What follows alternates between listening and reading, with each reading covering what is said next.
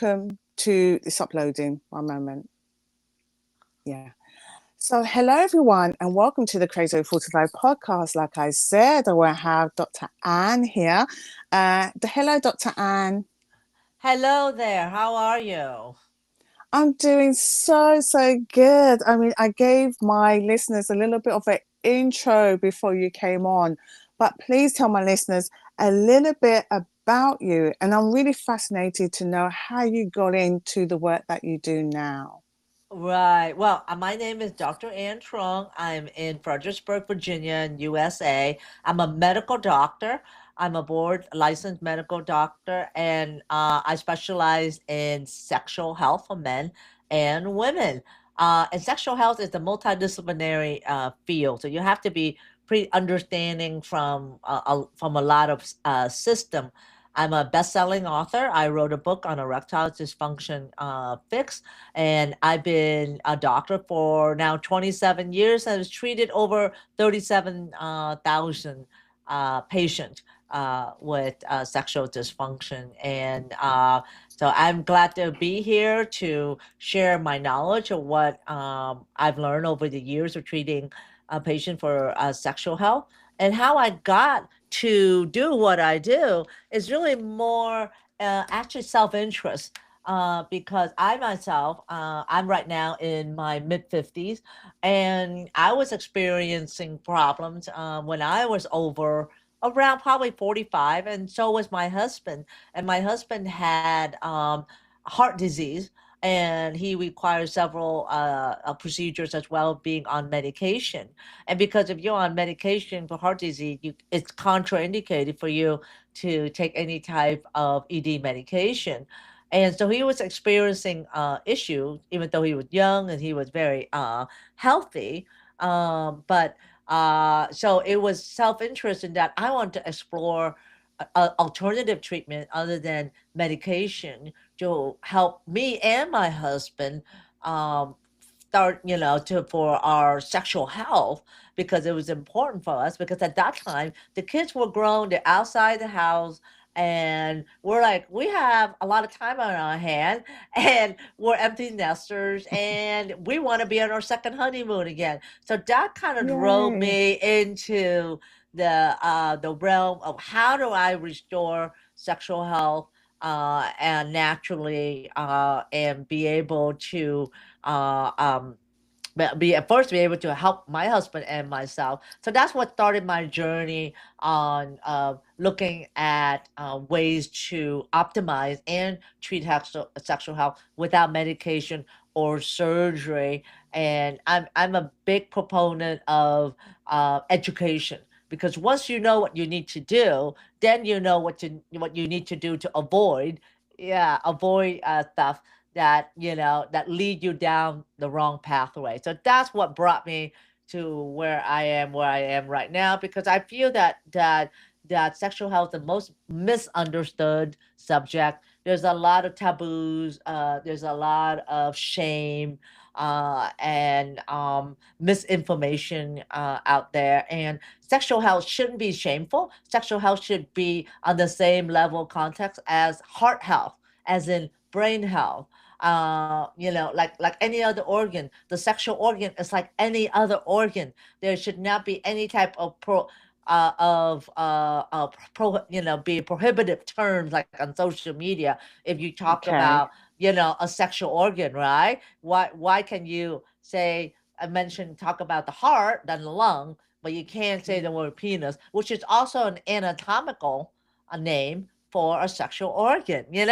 So we Yes. should take it out of the closet, right, into Mm. mainstream, and let's start talking about it. Because when we start talking about it, we're going to normalize the feeling, because sexual health is going to decline. Your sexual function is going to decline as you get older, but it doesn't have to be the case if you know what you need to do. But we need to Okay. bring it out in the mainstream. We need to discuss it as it is heart health. And so that is my passion, and my mission is to be able to raise awareness that sexual health is equate to general health, and that sexual health is actually very important to longevity, to happiness, and to relationship, and that it shouldn't be shameful to talk about it. And a few, even now, and a few years ago, there was a movement to talk about, mental health, right? And that is not shameful, and that it's nothing wrong with having mental health issues. And I feel the same way that we should regard sexual health on the same level as cardiac health. As cardiac health. I'm glad you mentioned all of these things because one thing, there's so many things I want to ask you, but one of them is that a lot of people do give up on their relationships, don't they, when they kind of experience this point, this critical point in their relationships where they feel that, oh, they're over the age, why should they care? It's just normal, a stage that we're going through and that things just don't work. But what you're saying is that why should things stop working? If there's things out there that can support, you going through a very difficult time sexually in, your sexual intimacy, then you shouldn't be ashamed to jump in. And one of the things I want to ask you is how have you found this topic, this subject, this passion of yours about sexual intimacy and sexual health and relationship and the impact it has on relationships, and how do you see it evolving over the years, us discussing this? Can you clarify that question a little bit? Sure. I'm not Yeah, yeah, yeah. sure. Yeah, yeah. So that way I can answer it more in Sure. detail. So kind of phrase your questions again. Yeah, yeah. So what I'm asking is that how do you see relationships being in so let me rephrase it again. So when people have difficulties in their relationships and it's down to their body changing and things are not working the way that they would like it to in order for them to continue to be connected with their partner. So obviously, erectile dysfunction, and women have difficulties too when they go through the menopause stages as well. What do you see as being really critical to that? Does it impact relationships? Have you seen it for yourself firsthand, and the support that you give? Have you seen changes from that? Oh, absolutely. Oh my goodness. I mean, sexual health is an integral part of intimacy, integral part of connection. And I know that people say, well, I love him. It doesn't have to be, I love him or her. It Right. doesn't have to end up in sex. But sexual health is not just, penetrative, penetrative act. It is intimacy. It is connection. And studies have shown that frequency of intercourse correlate with happiness, improved quality of life, and living longer, as well as even cancer prevention and also Alzheimer prevention as well. And about the relationship, what we've noticed is that when there is one partner in the relationship that is having sexual dysfunction, whether it's a woman or the man, that relationship has lost its closeness. The communication is not as good as it used to be, and there is some distancing as well. So oftentimes, a partner that has a sexual dysfunction doesn't want to talk about it or feel that there's something wrong with them, and oftentimes try to hide it, or maybe doesn't even know that it's happening and just know that, hey, something's wrong with me, but and blame themselves for it, and then they try to avoid it. And what we see with men with ED is that they're thinking in their head, well, I'm not going to be able to perform, so why should I even initiate intimacy with my partner? And therefore, what does he do? He avoids it. He avoids her. He doesn't talk to her as much. And then she, on the other hand, is thinking, oh, he's not interested in me. He may be fooling around on me. He doesn't find me attractive anymore. He doesn't love me anymore. When that's not the case at all. He's trying to deal with issues himself, And the way that he deals about that is avoidance. So that way he doesn't upset himself or doesn't upset her. So we hear that a lot. It's almost like a dichotomy and thinking where's the farthest from the truth. But the truth is they both love each other dearly, but they just don't know how to communicate it. And that what I also want to express to your listeners is that sexual health, your sexual functioning will decline as you get older, but there are things that you can do to fix that so that way you can enjoy physical intimacy and emotional intimacy for until the day you die. And so I love this phrase. It says, "You don't know what you don't know." Yeah, and it's True. so true. It's Yeah, so it true. You is. think about it, you don't know what you don't know until somebody Right. tells you otherwise. Like I didn't know that Vaseline before we start. I didn't know that Vaseline worked as well as any type of lip moisturizer or better until you tell me, and now I know. And you know what?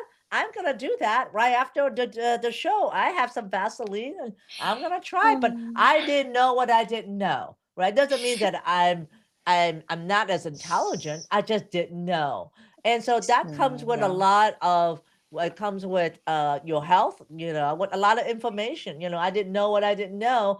And so the point I'm trying to make is sexual health it will decline because as we get older, things gonna slow down a little bit, but there are ways that you can fix that easily, and that you don't have to rely on the medication for to help you enjoy your sexual health. And we Mm. can dive into the the ways that you can maintain sexual functioning now if you want, or we can do that later. Well, I think I'm going to be like really upfront here. I think they just want to just dive into the nitty gritty because one thing I have realized in my time is that men and women too that actually seek out relationships, you know, from their relationships for the very reason thinking that a new experience will help to get things going, get things exciting for them, sometimes go younger, sometimes get a little bit riskier in their relationships, outside of their relationships. So one thing I want to dive into is that how can we nurture, what's actually happening in-house before we go out-house, right? Before people start exploring outside of their relationships without consent. So regenerative medicine, how does that differ from traditional treatments for sexual dysfunction? And I want to look at women and men as well. Okay, so the question is why your question is why is medication not the preferred way to help with sexual dysfunction?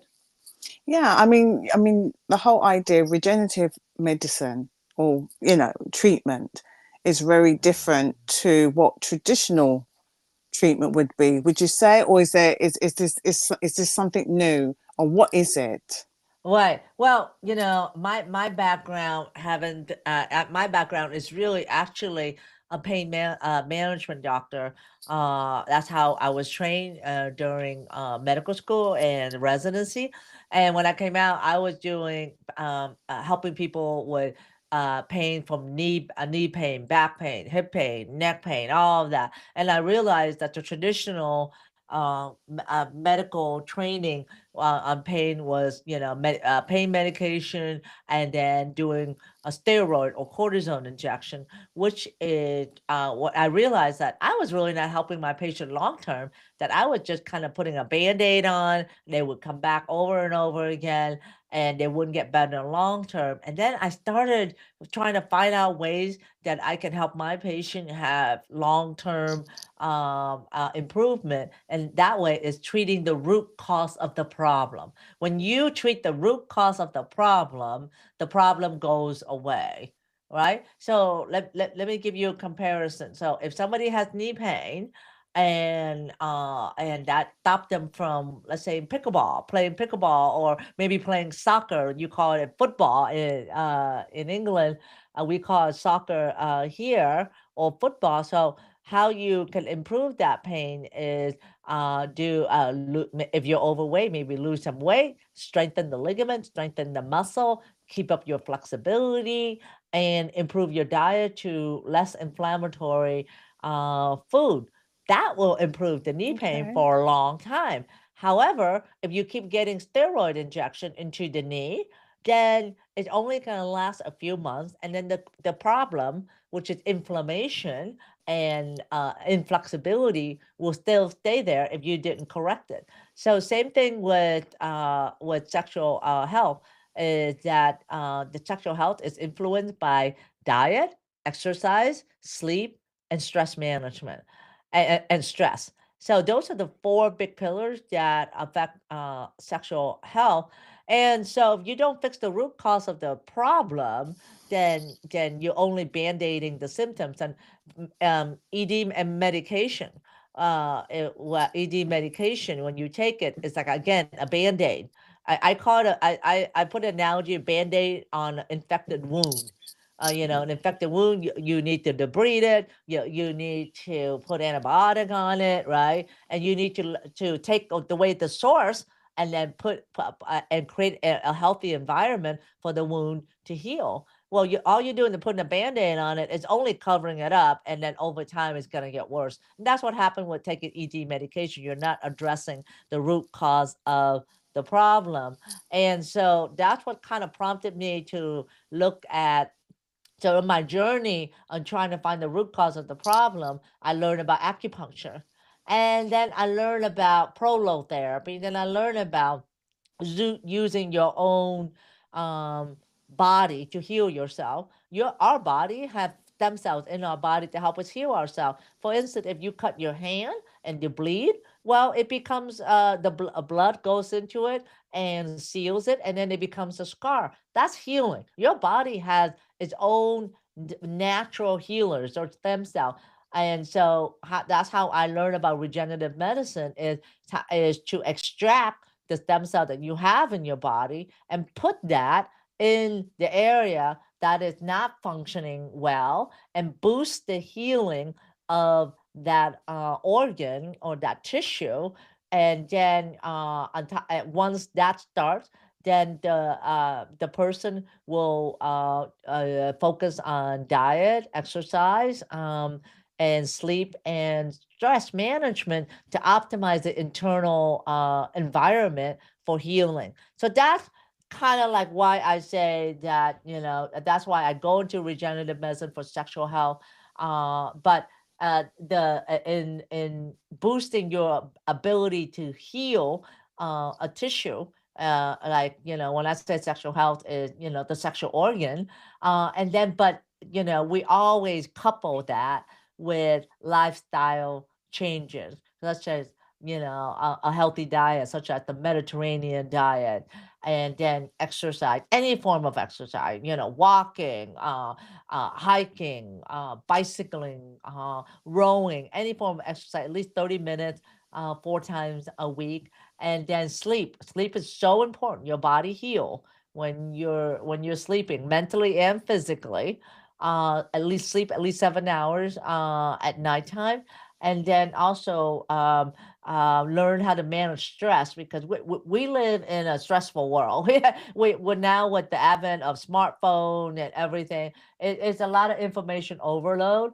And Yeah. so we have to learn to minimize distraction, and we have to learn how to even attune to our body when we're stressed. And how do you do stress management? Oftentimes, just breathing, slowing down your breathing, and then meditation. Meditation means just closing your eyes for 10 minutes and just relax your brain. And I love meditation with putting a mask on, an eye mask. You put an eye mask on, and then that in itself will put your brain at rest, because when you have an eye mask on, your brain have 30% less input, because your eyes actually your eyes takes about 30% of your brain cells to process the information as well. So just putting an eye mask on, closing your eyes, And then just 10 minutes a day when you exercise, that's a stress reliever. Another big stress reliever that we all know and enjoy is what? Being with the people we like to be with. You know, Mm, either that will be friends, family, just people that we like to be with, or maybe pets or whatever that make us feel good about ourselves, make us feel relaxed, and that those are simple stuff that anyone can do. I call it free stuff that you can do for your sexual health. Because you don't need to belong to a gym to go exercise. You can just do all that outside or inside the house, and since you eat food anyway, you just want to eat clean food. So, we recommend a Mediterranean diet, which is a diet that is no processed food. And it's a diet that's recommended by American Heart Association and the American Diabetic Association. That focuses more on vegetables, fruit, and lean meat, such as chicken and fish. Um, and you can eat red meat but less red meat, and then a glass of wine is allowable. You can eat, even have potatoes, but essentially it's a diet that focuses on clean food. And what I tell my patient, eat what the earth grow for you. mm, If the earth grows it, then you eat it, and it doesn't even have to be organic at all, honestly. What the earth grows for you is probably good enough, and don't eat anything in a bag or a box. As well. So simple things like I just covered, like diet, exercise, sleep, and stress management, is really the four pillars for sexual health. And we're not talking about sexual health because sexual health is general health. All right, because those are the same pillars for good heart health. Good heart health is diet, exercise, stress, and sleep. The same thing for, guess what? Diabetes management. Because when you're diabetic, you have to eat better to lower your blood sugar content. But exercise will also lower your blood sugar as well. So that's why I said the four pillars, not only for sexual health, is for heart health. And when you take care of your heart, you're gonna live longer. So it's almost longevity. So it's not just about sex; it's really about your health. mm. I want to come in there. No, thank you very much for that. Because when it comes to men's health, when we talk about regenerative, can you explain in a nutshell what that is? What is regenerative? What is Right. it? Yeah. So the regenerative medicine that we do for sexual health restoration is that I take out platelets, which are your stem cell from. Uh, well, hold on. Are you still there? All of a sudden, my Yes. screen went black. Oh, that's weird. My screen went Okay. black. Maybe because there's no Okay. action. Anyway, let's rewind. So, what is regenerative medicine? So, regenerative medicine is I essentially take out your stem cell that you have in your body, and those stem cells come from the blood. Those are platelets. Right. The platelets comprises 1% of your blood, but they're in Mm-hmm. your blood. Your body make it from the bone marrow, and it gets released in the bloodstream. It's about 1% of your whole entire blood. You normally, it's human. We have 5 liters of blood, and it's 1% of your blood. So what I do is I will get out your blood through like a venipuncture. Same thing as you will go to the laboratory and get blood work done for cholesterol and so forth. That's how we would draw out the blood, but we will draw out between 60 milliliter to a 240 milliliter, depending on the patient medical status. And then we would put it in the centrifuge and then isolate the platelets.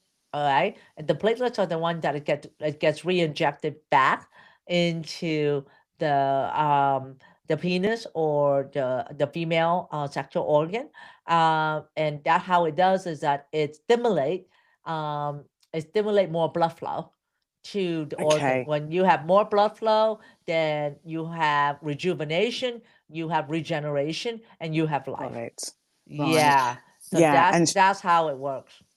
And you mentioned the women. So where would the woman be injected? Oh yeah, the woman will be injected. It will be actually in the vaginal canal, Got it. and then we would also because most women in midlife, over 40, also has a weak urine stream or urinary incontinence when they cough or laugh or sneeze. And so we would also then inject it just around the area where the urethra is, where you urinate, to strengthen that, and then also into the clitoris as well. I know it sounds a little like, oh my God, I'm getting that. The clitoris and the vaginal canal injected. We numb it up. You don't feel anything. We numb it up with a topical numbing cream. And I also do a nerve block as well. So you don't feel anything. But for women, I will tell you, it is a knockout, the ballpark winner. Because when you put your own stem cells in there, it rejuvenate and strengthen it. I'm that's why I said I started doing this from self-interest, because I was my own first patient for that, because I was having urinary stress incontinence, when meaning every time I exercise or do jumping jacks, I would lose urine. And Mm. so I would avoid exercise because I didn't want to lose urine and wear a pad every time I exercise. So I had the stem cell done on me, and within literally 3 weeks, my symptoms were gone. Of course, Really? I had to do Kegel, and I had to Mm-hmm. lose weight Mm-hmm. because when you're overweight, there's a lot of pressure on the pelvic floor as well. So I did that, and I that was really in 2011. I haven't looked back. I haven't had any issues since. So women, as you get older, the pelvic floor is kind of like what is that? A hammock. It sags down because it becomes weak and it sags down. That's why you lose urine easily when you cough or laugh or do jumping jacks. But that can be easily fixed with the injection. And we put it in the clitoris to increase sensation in the vaginal canal to strengthen the muscles around the vaginal supporting structures. Sometimes we'll also put it along the labia minora, which is the lips region as well, to strengthen the pelvic muscles around there. So for women, there's more areas to inject because of the anatomy of the whole vagina, and for men, it's really just injection into the penis shaft, and on both sides, and it increases blood flow, and it works very well for the men. But I'm passionate also about women because oftentimes women suffer in silence. Yeah, about because they don't know that, hey, there is a cure for this. You don't have to walk around in a pad anymore. You don't have to stop exercising because you're losing urine. And oftentimes, when they're losing urine, for women, they tend to have UTI or urinary tract infection. And I can't tell you how often I hear women being put on long-term antibiotic, I mean, antibiotic every day for years to avoid getting urinary tract infection, when all they really need is the stem cell injection down there to strengthen the pelvic muscle and also bring in more blood flow to the pelvic area, and also strengthen the urethra. And then on top of that, do Kegel, and then maybe a little bit of vaginal estrogen to bring more moisture to the pelvic floor. Is that easy? And you can easily treat that little. The symptoms will go away within 5 days to 3 weeks. Goodness. So you are really reversing the dysfunction, aren't you, in both men and women?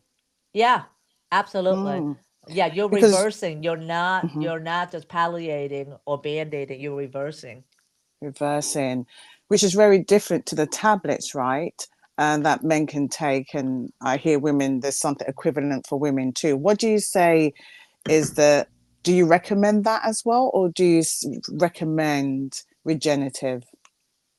Well, if you don't have access to regenerative treatment, then you may have to take the medication. But what happened with the medication is a lot of side effects with the medication, because if you're talking about the medication to help women with holding in their urine, that cause a lot of side effects as well. And after a while, the medication doesn't work anymore because the root cause of the problem is not gone.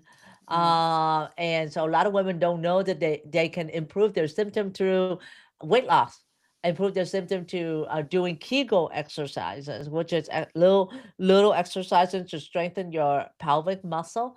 And even though they may not have access to the regenerative medicine treatment that I do, but they can certainly 100% treat their problem urinary stress incontinence by doing Kegel weight loss, and also getting topical estrogen down in the vagina area, because that will also tone those muscles, and the estrogen itself will actually bring blood flow as well too, because estrogen low estrogen, when women are in menopause, low estrogen is what brings on the symptoms of hot flashes, night sweats.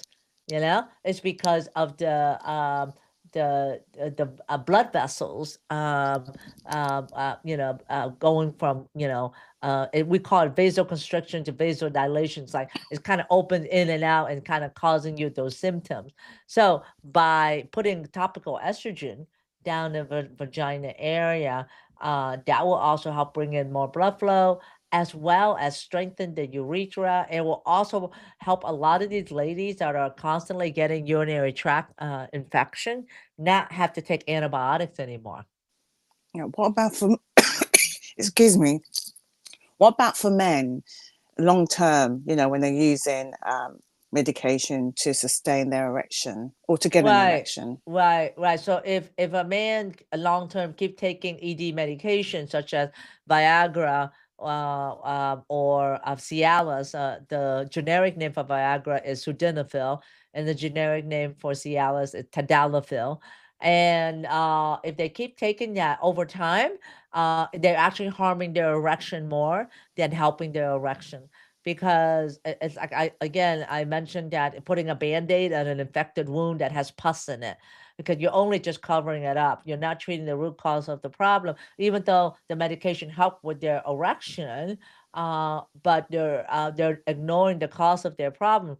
The cause of their problem may be high blood pressure, maybe because they're overweight, maybe because they're not sleeping, maybe they're smoking, they're watching porn, or lead a high stress life, and they're not sleeping well. Well, those are the cause of the problem. And but when you take ED medication, it does nothing to help you eat better. It does nothing to help you sleep better. It does nothing to reduce your stress. It does nothing for your exercise regimen, other than kind of giving you a better erection. But how it does that is that it increases nitrous oxide to the penis, and that's how it helps with blood flow. So if men keep taking this, their ED will actually get worse over time, because the root cause of the problem, it had not been addressed. So that's why most men that take this, which from 3 to 5 years, it actually stopped working, or that it actually stopped working, or um, they have to resort to higher dosage or other form of medication. And this is important: 67% of men that has ED, by 7 years, 67% of them in 7 years will have a heart attack later down the road. So it's a warning sign for a man. When you have ED, it's a warning sign that your body is telling you, hey, there's something going on in my blood flow, in my blood vessels here. I'm getting some blockage here. Take care of it, because 7 years, 7 to 10 years down the road is going to lead to a heart attack. And the reason why the ED presents first is because the blood vessel to the penis is the smallest in the body. So artery bring blood from the heart to the organ. So, and then the veins bring blood from the organ back to the heart. And the penis blood vessel is 1 to 2 millimeter in diameter, and the heart blood vessels is 3 to 4 millimeter in diameter. So, if you have uh, vascular dysfunction, it will affect the penis first because that's the smallest vessel in the body. Does that make sense? It does make sense. So what you're saying, essentially, I mean, I can't even put it in a nutshell because it's so much information, but I'm glad that you've spoken about it, because what I can hear from all of that is that it taking tablets or medicine to get an erection, it not only will take out the spontaneous connection you will have with your partner, but actually there's an underlying reason why you should actually seek professional support and assistance in trying to, not only adjust your lifestyle, but obviously try to get to the root cause of what's causing this. And yes, we say it's down to aging, but also you don't have to accept that's the natural course to aging. There is support out there, and that's what I love about the treatment and the support that you give. People coming to you, how do you support them, and what treatments and advice can they look forward to? Right. Well, how we support them is a lot of time through education. Yeah. And just mentioning what I just said to you, a lot of men don't realize, oh, I didn't know there are other alternatives than taking an ED med.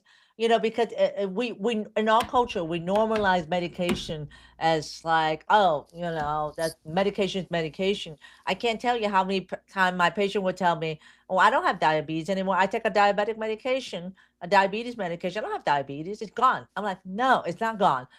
You take a Mm. medication to control the long term damage of diabetes. Does not mean that your diabetes gone. Your diabetes gone when you are not on medication and your blood sugar is controlled. But how do you treat diabetes? Diet, exercise. That's how you treat diabetes. So, but if you do that, then your diabetes will be gone and you don't have to take the medication. So the point I'm trying to say is that the medication itself doesn't treat the source of the problem at all, and you still have the problem on hand. Okay. And so it's how I address it when they come to my office. It's education. It's to say that, and that we would do the treatment with the stem cell, but I also offer coaching for the diet and the exercise, because a lot of time us, even not just men but all of us, need accountability and coaching. So we offer diet, exercise, stress management, coaching, and we provide an app where they can input their diet program on there and the exercise program on the app. But in addition to the stem cell treatment, I also use other technologies such as like shockwave therapy, meaning using sound wave energy to deliver the energy of sound wave to the penis to restore blood flow. It restores blood Okay. flow a little bit differently than the stem cell. And then we also have called an electromagnetic chair, where the magnetic and it's a giant magnet, and that magnet deliver energy to the pelvic floor, where it contracts the pelvic floor muscle 10,000 times to strengthen that pelvic floor muscle, and that's done literally within 25 minutes. For 10,000 contraction, all of that again is to treating the root cause of the problem. And so when patient come to our office, they get the treatment, but they also get the coaching and the success path on long term management, and what they need to do to treat the root cause of why they have ED. And a lot of our patients come in to see us, and they're on 3 to 5 different medication. And once they're on the program, they not only get their sexual performance back, but they lose weight. They get off of their medication. Oftentimes they get off of all the medication, and they now have kind of like framework on what they need to do to be more healthy and take care of themselves better. And it all comes with taking the initial step and listening to someone who been there, done that, and just following what we recommend. And we're seeing result in men from 3 weeks to 6 months and seeing result. It's about consistency. Okay. It's about consistency and focus.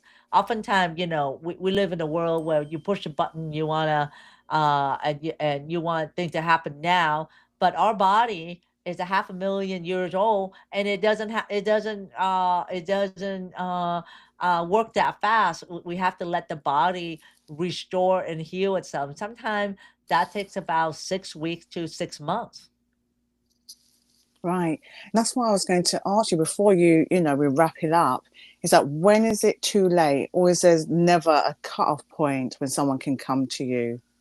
Oh, it is never too late. Never, never Okay. too late. We have seen men 80 years old, 80 who's married to a 60-year-old and said, "I want to enjoy my sex life again." It is never too late. I always tell men and women that your sexual function is dormant, but it's not dead. You just need to do the work to awaken it and to stimulate it, to boost it again. Think of it like an antique car. It still works, but you got to dust it off and you got to do the work to get it going again. But it's never, never too late. But just remember that as human being, one of our primitive function, the area where sexual health is, where the area in the brain, we have a specialized area in the brain that all that area focuses on is is to get you in the mood and functioning for to have intercourse. Because why is that? Why is Right. that the most primitive and basic function for a human? Because the whole goal as human is to carry carry over the human line, right? To pass your DNA is to procreate. And so to procreate and to have intercourse and to have sexual relation is the most basic need of the human, because that's how we're able to maintain the human life and line. So what I want to say is that's why sexual health is so important, and that if you have good sexual function, it's really an indication of your general overall health, and it's also an Okay. indication for longevity as well. Wonderful. Final thoughts. Is there anything you'd like to share with my listeners before you go? And share your details, please. Yeah, so if we have a coaching program where we actually will be able to work with people all over the world. It is international. We have several people actually from England that are part of our Modern Man Club. So our Modern Man Club is a space where I coach men to restore themselves back to sexual confidence and get out of ED. Well, I'm there live with men, and they have access to our course and our coaches to help them kind of get back on the road again. And that's our coaching program called the Modern Man Club, and they can check that out at no. It's www.noedman.com, and so they can check out the coaching program there if they want to restore their sexual health. They can do it from their home. They don't have to come to my office at all. There are things that you can do. If you're coming to my office for treatment, it's just a faster way of getting functioning back. But another thing is check out my website at trungrehab.com, TRUONGREHAB.com. If you go there, you will get a formula for Good Morning Wood Smoothie. So we have a recipe for Good Morning Wood Smoothie that they can get for free. And there's a lot of resources in there they can get. They can get the Good Morning Wood Smoothie. They can get an ebook where the 5 common mistakes men with ED make. as well as other resources we have there as well. I believe, and also check out my YouTube channel, Truong Rehabilitation Center, TRUONG Rehabilitation Center. I believe in teaching and giving away everything you need to do. So you can find out everything that I do on my YouTube channel. I'm a big proponent of education and knowledge is power, and that I believe that all of us can have sexual longevity for life. And if we know what we need to do to to fix, and if we know what we need to do to maintain and optimize, it's once we know how to do that, then we know, right? It's like you and I know that, hey, we should wash our hands before we eat because we don't want to have all those germs, right? Like, but then somebody taught us that, right?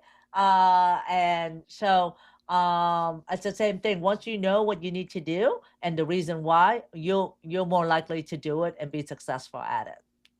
Oh, thank you so much for sharing all what you know today. Thank you very much, Dr. Anne Truong, for coming on the Crazy Over 40s live podcast. Well, thank you for having me here. It is my honor, and I hope that this episode is valuable for your listeners. Thank you. Okay. All right. Yeah, yay. So So it's that, yeah, well, that was a great recording. When would this come on?